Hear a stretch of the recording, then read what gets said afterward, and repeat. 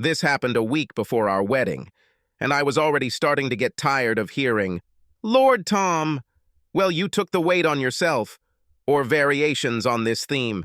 I admit I felt the same way. Stephanie is stunning. She looks like a swimsuit model, with long blonde hair and icy blue eyes. I'm, well, pretty cute and pretty fit, but not in her league. Well, again, even I say it. It's not so much the comments that bother me, but the fact that Stephanie seemed to enjoy them. I was hoping for at least some kind of protection or support, maybe that she was just as lucky or that I was a great guy. But none of that came. I wondered if she agreed with their assessment, and if so, where we would be in the future. I'm already uncomfortable with the amount of male attention she attracts, and the fact that she either encourages it or claims not to notice it. Then there was Aiden, who always remained in the background, but my future wife assured me that he was just a family friend. Our conversations became more and more one-sided, and more attention was paid to her.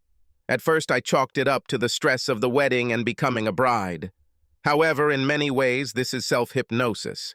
My initial proposals for a wedding in the Caribbean or a small holiday with close relatives were rejected. The wedding went far beyond our original plans and budget.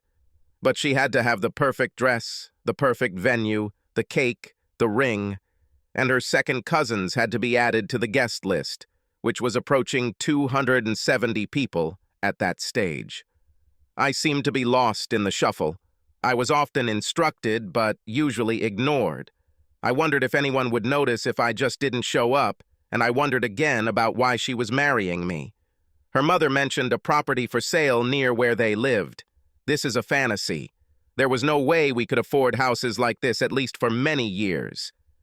Then, at the wedding rehearsal, her father lectured me in front of the whole family about how his princess should be kept in familiar conditions. Steph and her mom smiled at this, but I could barely cope with my fake smile, thinking that I was an idiot for expecting the words, "Welcome to the family." My grandfather's old advice came back to me, trust your gut. After all, trusting your gut and trusting Steph are the same thing, right? I tried to talk to her about how the situation was escalating and again explain what was bothering me. "Steph, I'm not happy with..." She immediately fell into a panic and stammered, "I didn't cheat, everyone just got carried away at the bachelorette party." The thought that I was simply dissatisfied with the organization of the wedding did not even occur to her. I was stunned, but replied, "I didn't cheat, but I was drunk. They were all kissed by strippers. Their manhood, I mean. I didn't kiss him on the lips." She said it as if it was an achievement.